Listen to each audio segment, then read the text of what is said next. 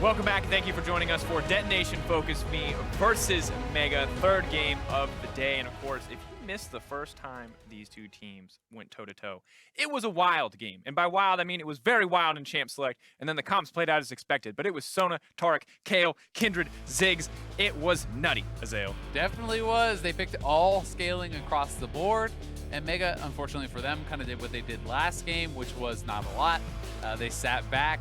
They allowed their opponents to scale, and in that game, DFM were able to absolutely take over once it got to those later stages because they picked so greedily and were not punished. And have to see how the draft changes this time around. I wonder if Mega have kind of self-evaluated and realized that weakness, if they will try to change what they're doing and fight more in the early game, or if they accepted, hey, we do not feel comfortable, and instead we're just going to try to draft a superior scaling composition. Yeah, that's really what you want to see them to do, because I think the way that they're playing the game is totally fine if you are the ones who are kind of scaling and matching that and playing for a super late game, right? But if you're going to pick Lucian, if you're going to pick Rek'Sai and these champions that are kind of more about the earlier stages, I do think it becomes very difficult to match some of these teams that are being A, more proactive, B, grabbing all the neutral objectives and getting kind of stat advantages, and C, often picking superior late game compositions. Yeah, and I mean, last game was a really big struggle we saw on the top side of the map. I mean, a Hecarim who was never really losing in 1v1, who had the tools to just leave even when the Gnar had frozen him out at Black Cleaver, and it feels like, to a certain degree, a bit of a misread on what needed to happen, but now you can see words being shared, pressure definitely mounting, and I think for Mega and for all the Thai fans out there, kind of just wanting to see a stronger, more proactive performance from this team. If it's in the late game, that's fine. But at some point, they need to step up and make the aggressive call. Yeah, exactly. You want to see them kind of leave it all on the table, right? They're sitting now at 1 and 2. You lose here, you're all but eliminated really from the group. It is pretty much no chance of actually getting out. Assuming any of the teams get 4 wins, that is very, very likely to happen. So we'll see if they can make something happen here against DFM, who has been one of the favorites coming in. I think kind of looking very good throughout the group stage so far. And I just would really like to see Mega trying to play more proactive, trying to make these things happen. Yeah, or we could just watch Evie stretch. It's important. It's really important. Gotta stay nimble. You've seen Evie in team fights. Sometimes I'm doing some neck stretches up here, like get a little bit they can't sore, see that at home. I feel like they're not privileged to see the behind the scenes Azael stretching. Well, I mean, I think their stretching routines look a lot more cool. They're more limber than I am. That's true, and they get to wear like sweet Detonation FocusMe tracksuits. Yeah. We can just blame it all on the suits. Yeah, suits. Ugh. Otherwise, I could totally. Yeah, totally do I'm that. super. I can definitely touch my toes. I'm not horribly out of shape.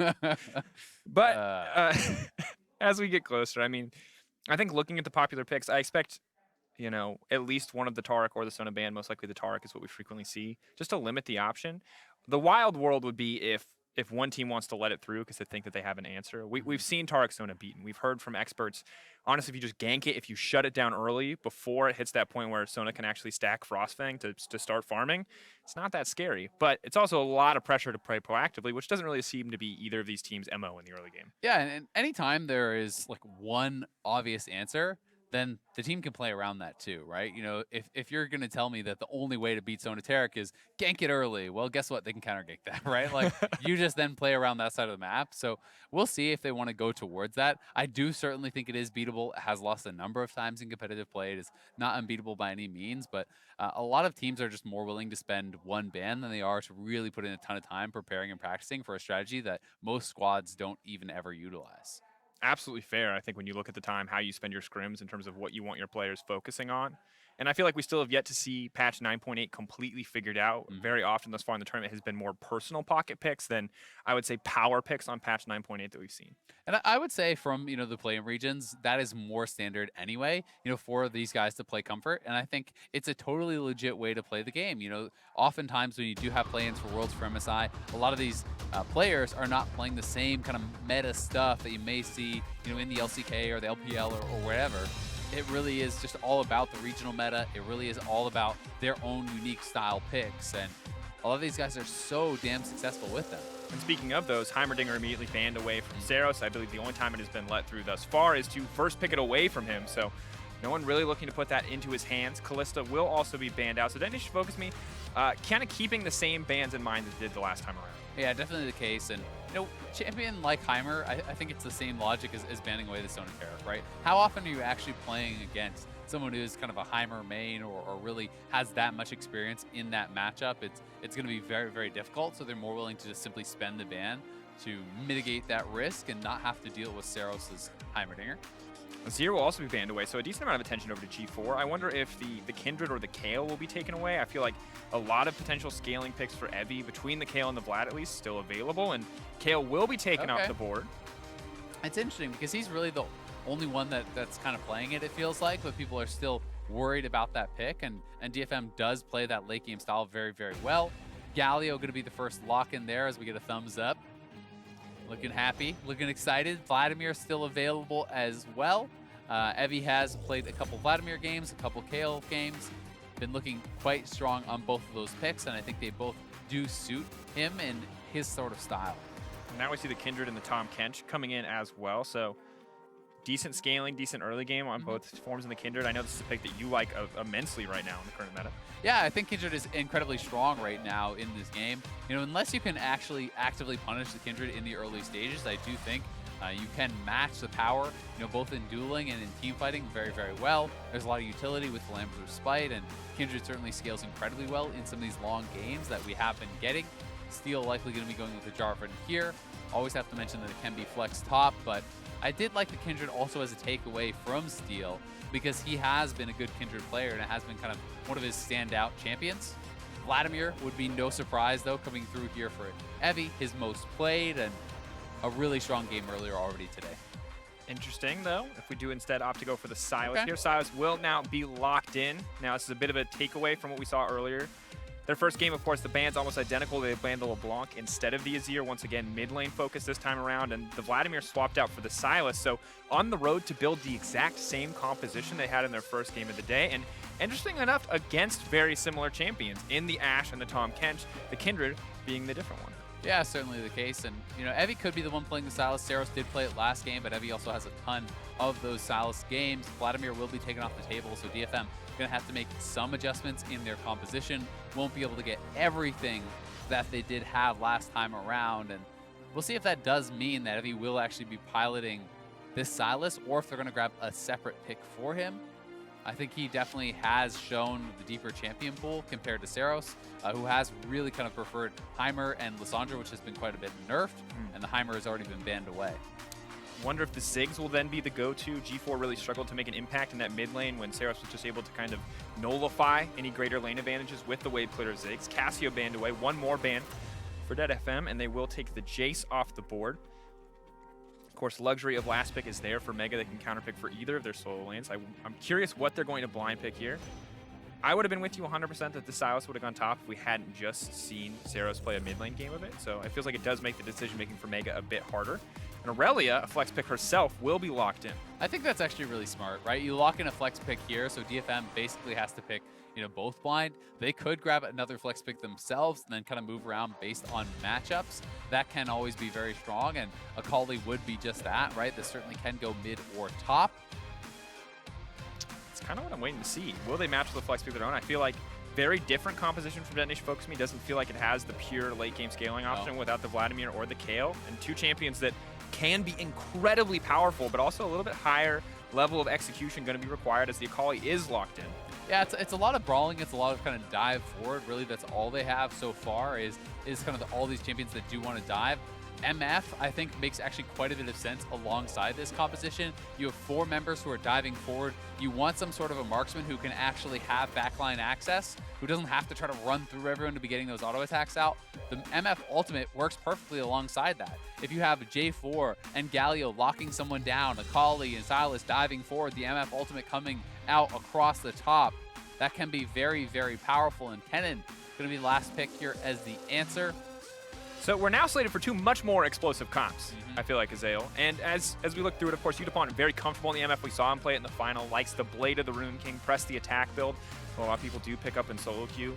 And can be a massive threat on the champion. Not something that I always expect from MF, but even if I feel like he is not super far ahead, the value of the ult in this composition, as you mentioned, is just so huge, especially if you've got a Sylas who can steal a Kennen ult, an Ashe ultimate as well. Yeah, definitely some powerful ones there. I always think Kindred, you have to be very aware of that ultimate getting stolen too. That certainly can be a game changer. It is going to be Evie piloting the Akali as they do send that up, so it will be Akali into the Kennen. We'll see how they are able to do in this matchup. If Rockky falls behind, I think that is going to get really, really rough for him trying to match this Akali in those later stages. But at the same time, when you have so much dive, so many kind of assassins and champions that want to burst someone out right off the bat, well, hey, Tahm Kench and Kindred both seem like great answers to it. And these are two champions that we've seen Detonation FocusMe use themselves to come out on top in team fights, to burn so many enemy cooldowns, major cooldowns, with the Undying effect from the Kindred and the ability to devour an ally from the Tahm Kench.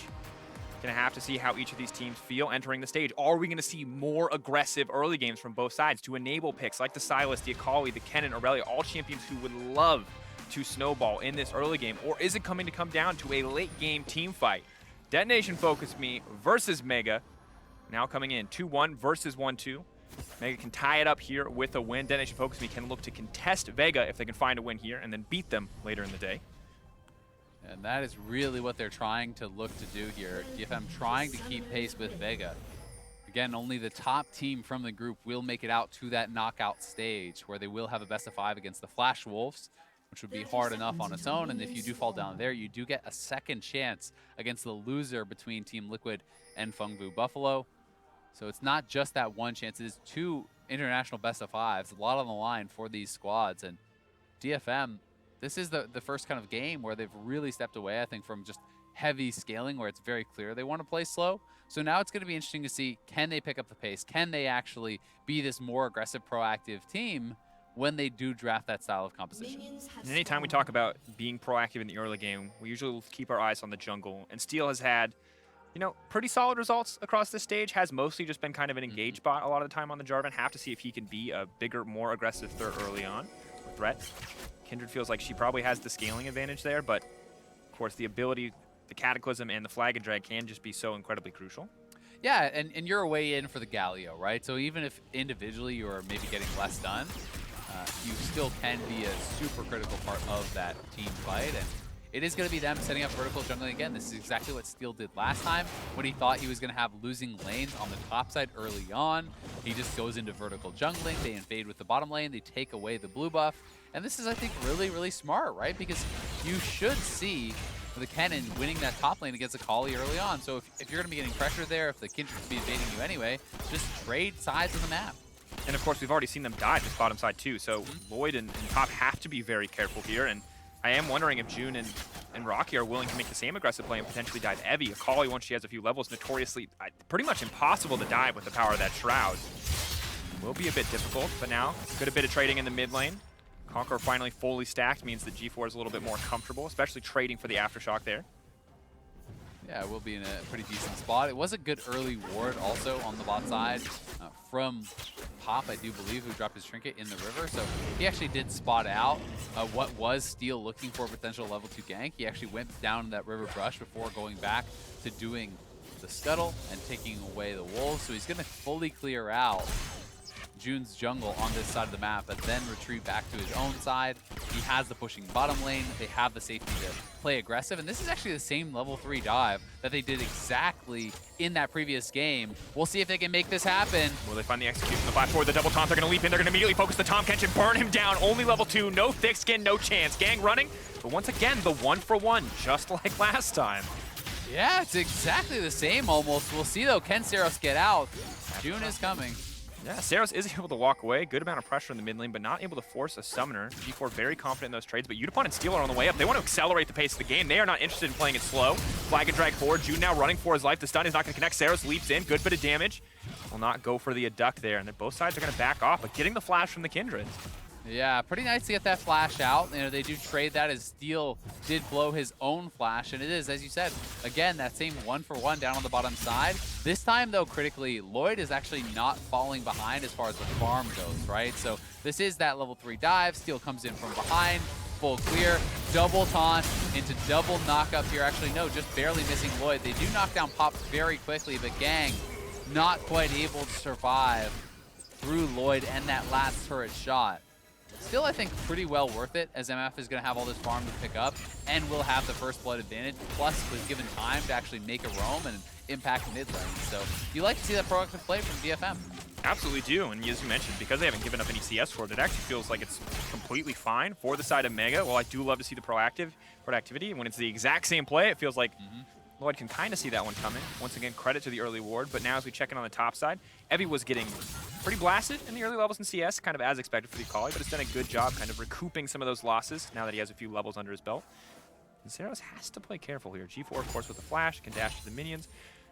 3 stacks once he sets level 5. Conquer will proc, but just a quick dash out from Ceros and Jjun. Walking through mid lane. We'll give info on where the jungler is, just trying to help G4 clear, it seems like. Yeah, just wanted to help him push out because they want to get mid lane pressure to go to this scuttle, and that is the next target. You can see them all moving down to the scuttle. He already had one mark off the scuttle, and Pop is just going to chomp this up. That's his scuttle, but he's now used the Devour, actually a major cooldown. Knocked back with the Blast Cone and is forced to flash away. Of course, not going to reset here, but just walking back, and it looks like it will be secured. One man stun there, but haven't seen that much burn for a Scuttle Crab in a while. I mean, I think it makes a lot of sense, right? DFM has the priority on the bottom side, so they're going to roam up and contest this. Both Yutapon and Gaeng make the trip where Lloyd was still in lane, farming under his turret. So this is very well done from the Japanese squad, and they're able to take away that scuttle, get that additional gold onto Steel, and also critically deny another mark there from Jjun. Steel also in position to potentially repeat this dive, especially now that Jjun has been spotted on the top side of the map. Eevee's got to get out of there, but they could look for something. Shroud, but will just look like walk away. Is not forced to use the flash there. Devour now used on the Ashe. Lloyd taking a lot of damage in a bad trade. Jarvan free now to start up the Drake. Although it looks like he started it and then spotted the control ward. So a bit of an awkward situation. Will still be fine. Ceros went out very well on the back end of a trade. Aftershock now proc. G4 has to give him a bit more respect. Good bit of damage though. Evie now in trouble. Rockky with the level 6 trying to find the all-in. Will not force anything outside of a flash to come in from the side of Evie. Ceros now stepping forward though. Has the Irelia ultimate. Is not going to connect. Huge stun comes in there. And Jjun just going to try to trace down for the third hit. Not going to connect. Yeah, not quite able to get it. But DFM really picking up the pace here, and honestly both sides being a lot more proactive. Grabbing that early Ocean Drake though is massive for DFM. 6 minutes and 30 seconds into the game, you have the Ocean. It's often considered a free laning phase after that point, as it becomes so difficult for your opponent to actually poke you down, especially in a matchup like for Kennen. You know, Kennen really wants to be dominating this lane, harassing the Akali, putting it so the Akali doesn't even have the health or resources to actually look for an all-in. Ocean can really kind of put a wrench in the gears of that plan. You can see her now healing up. Of course, no back yet, so won't have any major items, but when you combine that with a Gunblade early on, Rockky is going to have a really hard time as Ale. And I think I kind of have to look elsewhere now. Without the support of a gank, does feel like Rocky's really going to struggle to have any kill pressure, just given the sheer amount of mobility on the side of the Akali. Definitely agree. That being said, though, Rockky is building towards the Proto Belt, so going for more of the team fight style anyway. So he certainly does still have the opportunity, even if he's being pressured in the 1v1. Just look for teleports. He's held on to that teleport, so he can look to try to move around the map and group and try to make things happen there. And does set up a nice little freeze that should deny at least one wave from Evie. G4, meanwhile, in the mid lane is playing very confidently, knows that he has the ult advantage, whereas Ceros currently has nothing. Of course, hijack available, but G4 not an eligible target. So again, steps moving down. Steel level 6 as well. Could look for a big engage here, but stun just barely not going to connect. Of course, only half a second, but would have been more than enough time for the Jarvan to commit with the flag and drag. Yeah, and you also have to remember, G4 is actually very, very squishy. He rushed Sheen, so this is not a phage. This is not early tabbies or any sort of defensive build that you often see the Irelias going. This is more about the burst, more about the all-in potential from his side, but it also does mean you're more susceptible to getting knocked down by your opponents. Steel now back here down to the bottom side. They know that Kindred was up on the top half of the map and could perhaps threaten this 4-man dive. Ceros is coming too. G4 coming in late, though they need to commit to the play here if they want to go for it. Lloyd will get taunted up. Tahm Kench immediately going to try to eat up there, but the TP now coming in. Rockky on the backside. Yutapon has been caught out. He does not have a safety net of the Tahm Kench, and he will go down. Yutapon killed by Lloyd. Steel now in enemy territory. Will he be able to make it out of this one? Kindred looking in, fishing for that mark. She kills the Jarvan. It's going to be a big deal towards that scaling option. Steel, I feel like there's any way out here. Tahm Kench just waiting. One more. Going to eat him up. Most likely spit him right back in. Doesn't even need to. G4 going to grab it. Kindred gets the mark, and Mega walking away on top. Yeah, that dive was so easily turned around. They had a deep ward there for Rockky. Evie doesn't even join, but Yutapon goes down. Steel commits the flash and still goes down, plus gives over that mark. So very well responded to here from Mega. Looking like they're playing a much more solid game here compared to last time around, really being able to answer the pressure that DFM is putting on. Yeah, using the TP, Rockky, as you said, the team fighting build, finding the flank here, so clean to watch. Yeah, very, very nicely done. Gaeng goes in for the taunt. They're not able to get both members, though. They don't get Pop, so Pop easily devours Lloyd and keeps him very, very safe. When the Kennen arrives, Yutapon is pretty much doomed, and I think Steel at this point, if there's any hope, it's maybe flashing to the left, but I think you probably should just accept your death and hold on to that summoner. Does want to try to go for that outplay and try to escape, but not only are they able to get the kill, they donated to the solo lane. G4 going to be able to be happy to grab that. Yeah, you talked about the lack of tankiness there, but now just gets to go back and buy a fade, put a bit more health, balance out a little bit of the tankiness that Sylas will get through the shielding on the Abscond Abduct as well as the Aftershock. And turning force for Irelia, very terrifying. Steel is going to dash forward, immediately going to throw out the Cataclysm, but Jjun is on the way in. Evie coming forward, but there's 3 members here. They need to make their way out. Steel has burned everything as far as mobility goes. Evie, of course, has the freedom just to dash to safety. We'll use the second half of the ultimate just to make it out. And it's a difficult call there right now. Mega absolutely just reading the play over and over again. Yeah, certainly the case. And Rockky was barely didn't have his ultimate. Like, it was really, really close. If he had his ult, they could have potentially actually just turned that around and maybe even gotten some kills themselves. But at the very least, able to easily walk away. Rockky is up pretty significantly in farm. He's the one that TP'd away from the lane and actually made that play also. So credit to him. Having a very, very good game. Also having gone Klepto means he's going to be even more ahead in gold. The Ashe sitting very comfortably too. The plate's kind of balancing us out, but a 300 gold lead for her as well. Yutapon wants to see what he can get done with that ult in the mid game, but I mean, Evie, who was able to grab 2-plate stop, is still at a significant advantage. The power of the Klepto. And it feels like Rockky right now is just the higher impact top laner in this game. We're going to have to wait and see what Evie can do once he gets a Gunblade under his belt, if he can provide that solo kill threat. Yeah, and I think certainly he'll be able to have his opportunities, and if he can start getting those kills in the side lane, it becomes much more difficult. You know, anytime Rockky is actually pulled away, the Akali can start to pressure turrets, the Akali can start to get more done there. And that likely is going to be the option for DFM. I do think they are a team more to commit to just kind of sitting in those side lanes and trying to get their advantages there. And Yutapon building towards that Blade of the Rune King here. But it does look like he's kind of taking a bit of a pit stop, perhaps going for some early lethality, because he does have double longswords on top of that Buildwater Cutlass and the Dagger. So perhaps just deciding he wants to go back into a Ghost Blade before actually completing the Blade of the Rune King.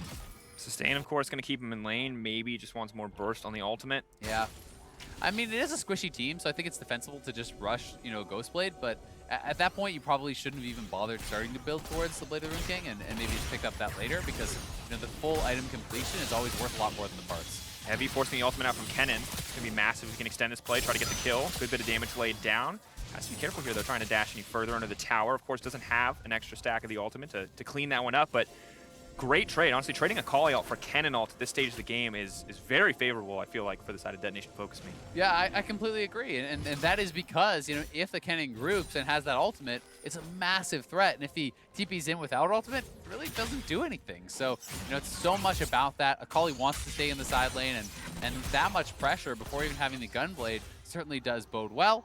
Infernal is up, though, and DFM may want to try to force this. We'll see if they're going to be able to. Steel just sadly missing the flag and drag there. But now they're immediately going to try to kick the fight off. Cataclysm coming in, but Kindred could also try to move in to buy a bit more time for the allies. Tahm Kench caught out. Instantly the ult comes out as well, but on the backside, Kindred ult has been used. Jjun's still alive. Needs to be careful. Dashing over the wall, running for his life, but Evie is here for cleanup duty. Now dashing forward. Will he take out Pop as well? One more passive proc might be enough. Only one kill taken down in the end, but it does give Jarvan access to the dragon. Tahm Kench ult now channeling to try to take him to safety. Team is going to retreat. G4 there to ward off any further aggression. Yeah, but at the very least, they're going to have the Infernal, and that is the big deal there. They do get one kill. They are losing turret plates up on the top side, but it's actually Ceros TPing in to the top lane to try to get a flank, to try to potentially threaten Rockky, because Rockky didn't have his own teleport, so he could not answer, and Ceros now looking, likely can't find it. Protobelt is going to fish, but will not find it, as you mentioned. A few more tower plates. Kennen can extend his individual lead, but Infernal now picked up. Of course, if Detonation wins, and it's Mega and INTZ already eliminated just 3 games into the day. Mega wins. 4-way tiebreaker, still possible, technically. Yeah, definitely could be looking for that. Either way, here is the engage coming in from Steel, locking them up. You can see Yutapon holding on to the ultimate until Lloyd has been spat out there by Pop, and then Jjun spotted by the Irelia ult over the wall. There was a ward already sitting there too. Evie able to hop over and clean that one up. Does grab a kill, but it is still Mega in the gold advantage. A lot of that certainly going to be in the hands of Rockky, who did stay top lane, didn't have his teleport up, grabbed some turret plates, is up on farm, and they're going to be feeling pretty good about their situation. But Infernal is worth more and more the later the game goes. So DFM, I still think it was a pretty worthy trade. And of course, as the Kennen hits level 11, we do still have to keep our eyes on Rockky to see what he can do with that lead, if he can turn that into something greater than just a 1v1. Ceros still playing aggressive onto Lloyd, trying to make use of that aftershock. Lloyd potentially in trouble, but Pop just playing safe. Ceros flashing out to safety, still going to try to get in. Ooh, Abscond coming up just enough time. That last auto most likely would have taken him down. Yeah, that was really close. And Ceros actually, the panic flashes in a line, still gets hit by that Ashe arrow, so almost does go down, but it ends up being a trade of summoners. Ceros is flashed down for Lloyd's. It's like a pretty reasonable trade, all things considered. Thankfully for Ceros, Steel was there to back him up, but it is Mega now starting up the Rift Herald. Yeah, Lloyd healthy enough, uses the TP back to the top side and is able to keep the pressure there. Steel now going to threaten, but it's 4 members strong here, and She shouldn't even try. I mean, there's such a low chance that you smite that away, and you'd be giving up your life. oh, a lot higher chance now. Oh, no. You hate to see that. Yeah. That's embarrassing. Oh, well, Jjun may be able to turn it around here, although now the Jarvan's going in. Will not likely win out on the 1v1, but that is a massive bullet time. Rockky trying to turn it back with the also zone. Level 11 coming in for the Kennen. They want to lock him up. Rockky flashing over the wall. G4 look for the 1v1 off the side, but Evie comes out on top. Healing just barely enough off that Triumph to survive in the end. So incredibly close. This is a resilient Rift Herald. It's reset again. It's back to full health. No one could take it down, and Rockky sent packing there, does have to go back to base. Both his summoners are used. DFM will actually get the Rift Herald in the extended play. Mega going to be kicking themselves for leashing that earlier. It should have just been theirs and they could have just walked out, but too much juggling of the aggro. It does reset, and as a result, they're going to lose not only the fight, but the objective. And remember, first tower is still available, so DFM could use the Rift Herald there to grab that advantage. That 1k deficit could just turn into an even game, and we already talked about the Drakes earlier on. Kennen, of course, having another, in theory, solid ult, but ultimately not able to amount to much, and kind of turns against him in this play. Yeah, here this is one more time. Steel and Jjun fighting off over on the side. The bullet time comes through. Rockky did not have his flash for this, so it took him some time to actually close the gap onto Yutapon, and then Yutapon says, oh, I can actually, flash over you after you, and Rockky is forced to run out. Not sure if he would have had enough damage to actually kill him if he instantly had the flash straight onto Yutapon or not, but either way, didn't actually use it immediately and then does kind of get punished. And give him the benefit of the doubt that wasn't available initially to start the fight, I guess, but yeah, it's difficult situation. Of course, once the MF has already unleashed that bullet time, once you've already forced so many members away, it feels like the Kennen ult is too little too late in that circumstance. And Evie, of course, was only level 10 in the play, but has now hit level 11, is close to that first item. Gunblade, a pretty expensive early purchase. Yeah, taking him quite a bit of time to get it. His farm is actually quite low. He's spent a fair bit of time roaming around. He is down, about 40 CS to Rockky. So Rockky certainly, has won out on the lane phase. The pick worked in that regard. Both their solo laners are actually pretty significantly ahead as far as the farm does go. But the gold lead not too big on the side of Mega. It is 2K. First turret, though, has been taken by Mega as well. And DFM, it's one auto on that mid turret. Will most likely take it down. Of course, reminder that Rift Herald is still available. You can check on Steel's Trinket and see it there. Would be surprised to see them use it mid, but there's 2 incredibly low health turrets in bot and mid. Maybe gets used top. DetonatioN FocusMe kind of debating on what their next option should be. Yeah, this one's just going to go down. They're going to give it up. There's no reason really, I think, to commit to trying to defend it. It's one auto to actually take it down. So the one thing you can do is, if you want to use it to try to draw pressure when you're going for the dragon, is you can actually drop the rift in a lane, then go start up that neutral objective. Doesn't look like they're going to be forced to do so, though. We'll be able to take down this Ocean, and after the Ocean, you should be able to go bot, pick up that last turret, then maybe rotate top and actually drop the Rift Herald there, as you were suggesting.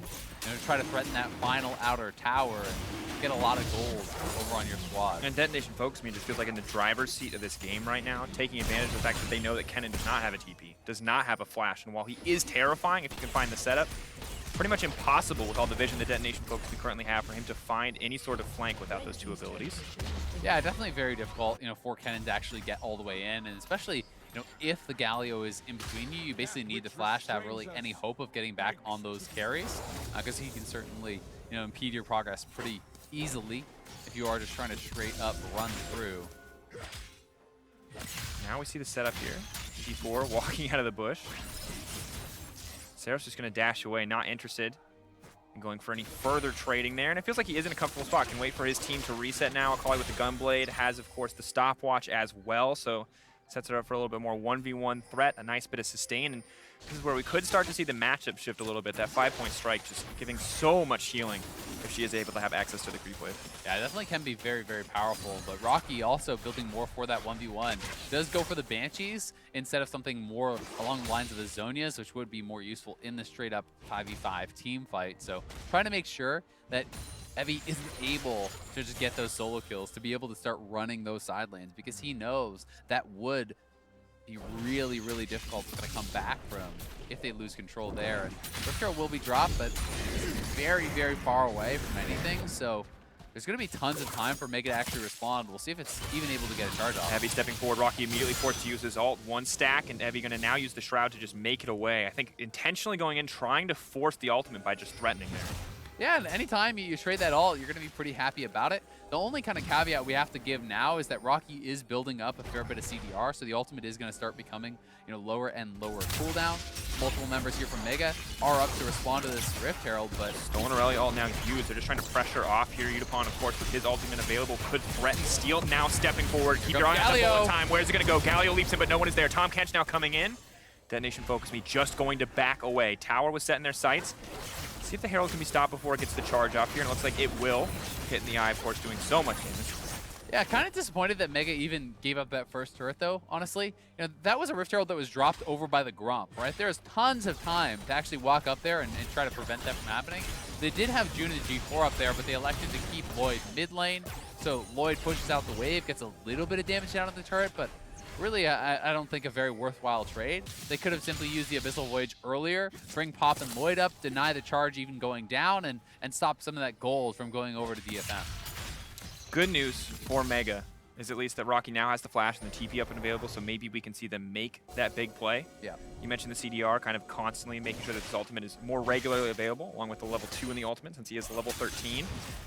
And once again, Evie's still falling very far behind in terms of the individual 1v1, and I feel like the greatest value he has is just denying this kind of team fights, but Mega still could just threaten this big explosive fight and come out on top. Yeah, they definitely can. I mean, I think that their 5v5 probably is more effective at this point in the game. Both their solo laners are stronger. They have, Kindred and Tahm Kench to deny a lot of the assassination ability from both the Sylas as well as the J4 Akali. So, a lot of the dive potential becomes pretty risky. If you can't actually, kill off the Kindred instantly before that Lambster Spike comes down, the fight gets much more difficult with double marksman kind of reining in that consistent DPS.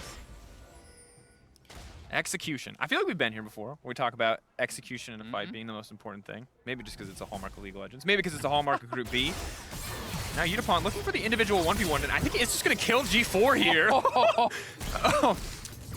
Well, he's really far ahead of Ceros. I don't think that's supposed to happen. That's not supposed to happen. Yeah. When the MF is running down your Irelia, I think that's when you start hitting them with question marks. Yeah, I feel like, do we have a question mark ping on the draw thing? No question marks. No question mark pings. But you can imagine one. You can hear it. Ping. You can all hear it. You've all either question mark pinged or been question mark pinged at some time in your league career. Of course. And that is brutal. Yeah, and honestly, really well done by Yutapon, right? Yeah. To be able to actually recognize that he can take this play. He finds G4, gets the first autos out, so he does have first shot, and that is really what allows him to kind of go for this. But the stun came out so late there from G4. I think he kind of hesitated because he wasn't sure who else was there with the MF. right? If you realize that that is just MF, as soon as she shoots you, you alter, you Q to her, you throw down your stun. If you hit her, like, she just dies right away. But, you know, Yutapon was able to get multiple shots off before G4 actually committed to the fight, and the stun came out only as G4 died. And you have to wonder, right? Because, I mean, between Youmuu's, between Blade of the Ruined King active and red buff, once you back away as Irelia, without teammates to support you, you're dead. Even if there are people there on the enemy team, you will die to just the MF. So it feels like in that choice, in that split-second moment, the G4's decision-making kind of failed him. He had to go in. Yeah, and I think that would have been the choice. And had he immediately gone in, I think he probably just straight up wins that. You know, Yutapon might end up looking pretty silly, or at the very least having to flash out. Either way, Yutapon does grab the kill, and working towards a Dust Blade now, this MF is looking pretty damn strong. You know, closing in on those 3 items, albeit it is fairly cheap items, as those, you know, the Ghost Blade is certainly not an IE or anything like that. But Lloyd now getting pushed in. We'll have to be careful here. And the rest of Mega trying to get vision down on the Baron. They will do so successfully, but now that's the key to get the fight kicked off. Ashe arrow misses. That could be big trouble now for the rest of the team, but it was the fake Ashe arrow. Lloyd's is still up and available. Gaeng now gonna flash forward. That's the double on Yutapon over the wall. Stun goes in on the Akali. Kennen, where is he gonna go? They need a big ultimate here. He hits down to Evie. He hits on multiple members, but it's Ceros. Yutapon is raking havoc in the back lines. Both teams just deleting each other off the face of the map. But right now, Detonation FocusMe coming on top. Evie still alive. Flashes out to safety. Ceros suppressed. Sucked up and now killed here by the Tahm Kench. Pop has to run for his life though. Steal on the way in. Yutapon is dead. Major damage sources are gone. If they extend this fight, it's gonna take a while, and both sides are just gonna back away. Yeah, at least for Mega, they are able to kill off Ceros. Ceros probably could have just backed out though and kept it at 3-for-1. Instead, he does go down, so fairly even trade across the board. Both top laners committing their TPs, coming in, and you know, when Yutapon goes down, they don't have a lot of DPS left, and you can start to see how Mega perhaps can survive through the initial moments of those fights and start to turn it around. So once again, Top does have a good devour onto Jjun, eats him up. He does flash out, saving his Kindred, and as they commit, the wards are dropped for the Kennen TP. Ashe arrow comes across, connecting on Akali. Yutapon flashes over, looks to finish off Jjun, is able to do so, but then G4 onto him, taking him out. And on the bottom side, the soul laners are losing, and at this point, Ceros could just run, but Ceros decides he's gonna flash back in. Very ambitious, thinking he could take down Rockky, who is still quite healthy, and has that Banshee's Veil for some additional magic resist, so does donate a kill over at the end, but still, DFM come up on top, 1 kill. Good situation for them to be in, and it feels like very execution-heavy team fight. Basically 2 entirely split fights. You have to wonder if it was a full-on 5v5, if it was Yutapon's bullet time or the Kennen ultimate, it would have reigned supreme. Rockky, of course, getting closer to getting the Zhonyas as well, does have the luxury of the stopwatch, didn't actually need to use it in that fight. Yeah, and I do think that, you know, in general, DFM probably want more of those kind of messy team fights. You know, if you can have the Akali and the Sylas, you know, spread out, you know, hitting multiple people. Because if everyone is grouped up, diving on the same target for DFM, then you essentially have to fight through this Kennen, who's going to be ulting everyone, and you have double marksman kind of sitting in the back shooting. That can be very, very difficult. They want to either be straight onto the back line, bursting someone out, or splitting it up. G4 though, getting the fight kicked off here. It's just going to keep dashing in, but is now locked in the middle of the team. Finds the reset on the stun. Immediately leaps onto Yutapon, but just gets deleted. Arrow comes in as well. It is going to be the 1-for-1, but it's Ceros in the backline. He's stolen the Ashe, but another kill going to drop is the Kindred. Is now down as well. Evie trying to extend the play. 1 dash forward. Could look for a second one as well. Triple kill coming in for Yutapon. Not going to get the Quadra. Ceros takes it away, but that's going to be the Baron for Detonation FocusMe, and Rockky is nowhere to be seen. Yeah, Rockky was down on the bottom side, so it's Mega actually engaging without their other soul laner. G4 dove so deep on that one, trying to make something happen, but they were going to be down a man, and it cost them 4 unanswered kills, and the Baron. DFM getting everything out of that, and now in full control of this game. And remember that if Mega lose here, that they are out of contention. They will get to play the rest of their games today, but they will see no more time on the MSI stage. For Detonation FocusMe, they're fighting for a tiebreaker. It's critical for them to find a win. I mean, Mega mathematically, I believe, still would have a chance, because only, you know, there's only 3 wins, I think, on any given team. You can force a 4-way tiebreaker if Mega wins. Exactly, you know, but that would still be very unlikely. And here it is again. G4 playing very, very aggressively. Remember, Akali is in top lane, so much closer. They see the TP coming in, but they are still very aggressively moving forward for this fight. Rockky is so far away. This is not on him. There's no way that Rockky was ever going to be able to actually respond to that. So Mega should not have been looking for the fight. I think G4 just did not realize how quickly the DFM squad could respond and how close the rest of them were. And you can see the story of this game was leads. Pretty early on, around 10 minutes, you saw Mega pretty much in complete control, and how quickly it changed on the back of a messy team fight into a complete wipe, and now the Baron being the biggest spike in the favor of Detonation FocusMe. And you know, it was always very close in gold, right? You know, it was never that far behind, you know, for DFM. Plus, they always had all these additional dragons. So now they have the neutral objective advantage. They have full control over this dragon area, likely going to be able to grab their 5th. They have the Baron buff. They have a gold lead. Everything is really starting to come up really, really well for them. You can see Yutapon not only finishes Duskblade, but he also has the Night's Edge as well. So that is so much lethality on this guy. He is really, really terrifying for this ultimate. And there's just about no armor on the enemy team either. He's going to be doing like pretty much true damage to everyone. Ashe arrow stolen away now. Ceros can just use that to threaten the engage. Pop has to be very careful. This next Devour could be game deciding. He fails or hits the wrong target. And they should focus be continuing to push forward. Want to use this empowered cannon creep. Not a lot of tools to take it out outside of the Ashe volley. And Evie just kind of escorting these cannon minions in. Rockky not ready to 100% step forward yet. Yeah, one thing to say is DFM don't have the best siege, right? They kind of have to pressure multiple lanes because it is a little bit difficult for the MF to just start up, you know, walk and start hitting the turret. There's no like protection for her, right? Yeah. It doesn't have the Tahm Kench behind, and they're going for an engage actually on the top Speaking of the Tahm side. Kench behind, they have managed to lock the support. Yutapon just waiting, looking for an opportunity to hit the ult. One has connected now. That Sylas ult is so massive. The arrow taking out half of Ashe's health. She's healing up quickly though with the Blade of the Rune King, but big engage as we do see Akali break the bottom side tower as Kennen is forced to walk up just in case the fight does continue. Yeah, you can see the AP ratio on that Sylas stolen Ashe ultimate. That was so much damage. Yeah. Legit half of Lloyd's health just went away, and now DFM into the base here, working on 2 inhibitor towers at once, but G4 is fishing. Have to be careful though. Stepping too far into Yutapon's ultimate could very well be the end of the game. Only a level 15 MF, not the level 3 on the bullet time, but just now getting level 16 as I bring it up is going to be massive. And Evie just taking the attention of a lot of different members. The creeps alone forcing some response here. Rockky putting the Banshee's Veil to good use to play a little bit more aggressively here. Irelia ult has now been stolen. See how strong this one is going to be on the back of that Ashe arrow. Decent amount of damage to get the fight kicked off. Pop now trying to save G4, but that's going to put Ashe in a difficult scenario. If Ceros wants to step forward, the flash to the back line. Rockky wants to delete Yutapon. Yutapon taken out. This fight could just turn in the favor of Mega. Evie now trying to turn it back. Ceros in the midst of everyone. Evie needs to find a big execution here. He finds one, tries to find Jjun as well. Steel coming in. Evie's popping off in the fight. Members kept alive by the Kindred ultimate, trying to buy a little more time for a spite is not enough. Double kill for Evie. They're turning the fight in their favor. Rockky zoned out. Evie's going to try to get one more. Steel going to take it in the end. Detonation FocusMe now poised to end.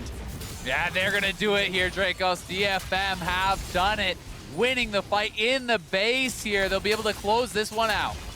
Moving in for a bit more. Rockky, no ultimate available, just threatening, just posturing. Now going to buy a bit more time with the stopwatch, but will just get taken down, and it is a long, slow goodbye for the side of Mega. Have to be hurting on the back of that game. Once again, Detonation FocusMe, when it counts, puts their money where their mouths are and are able to move up to 3-1 in the group. Really well played game again here from DFM. Keeping pace alongside Vega, trying to stay at the top of that group.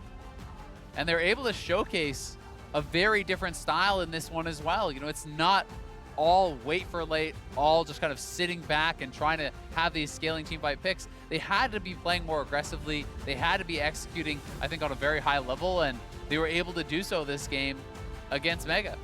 Huge, huge win for Detonation FocusMe. Once again, putting themselves up in contention with Vega, depending on the results of their match later today. But for Mega and INTZ, they are both now locked out. In order for us to force a 4-way tiebreaker, they'd have to have 1-1 head-to-heads across the board. And now that there's a 2-0 in favor of Detonation FocusMe, they are just no longer eligible. So you know, condolences to Mega. Very difficult set of games. You know, tried to play the long, slow scaling game and were not able to do so, partially because of Yutapon, your player of the game, this man, 1v1ing G4. I feel like a game-defining moment, but just pretty consistent across the board. Yeah, I think Yutapon played a great game on the MF. You know, it is a bit of a unique pick. Certainly something very popular in solo queue these days, but haven't seen it a lot in competitive. And he was very effective. I think he had a lot of patience holding onto those MF ultimates, waiting for the correct times, finding the right moments to actually look for those, and had a lot of team fight effectiveness. certainly was a critical factor in this game for DFM, but this is really the fight where you're going to be watching back and you're going to be so sad that you took this fight as Mega, because you're looking at your fed Kennen, no TP, he's in the bottom lane, they force a fight, they get absolutely destroyed, lose the Baron, lose the game, all off one really bad decision. And I mean, ultimately, that's what we've seen. That has been the story of Group B today so far, is that one key mistake, one misstep will cost you a game when you're going this late in the game, when you're playing these kind of slow, controlled games. And DFM found that team fight. They were able to find that win, and overall it was a good look. Of course, Yutapon, I think, I like the unique picks coming out from him. I like that trend continuing for us in Group B. I think it continues to make it interesting. And I mean, the pressure just continues to mount now for their rematch versus Vega later today. Yeah, really, that seems like all sites are kind of set on that one. We'll see if there's any potential upsets coming through. You know, if INTZ could actually take down Vega, then that could be a really big deciding factor in this group. And we saw in Group A, you know, certainly the favorites did win through the first time through. Fenerbahce, as well as PBB, did look really strong against Istris and Bombers, but then did drop games in the second round robin. So there is certainly potential for upset.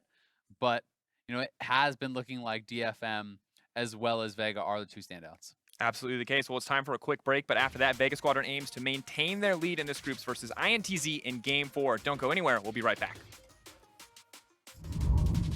Will they find the execution? The flash forward, the double taunt, they're going to leap in, they're going to immediately focus the Tahm, Kench, and burn him down. Only level 2, no thick skin, no chance. Gaeng running. Now Yutapon looking for the individual 1v1, and I think it's just going to kill G4 here.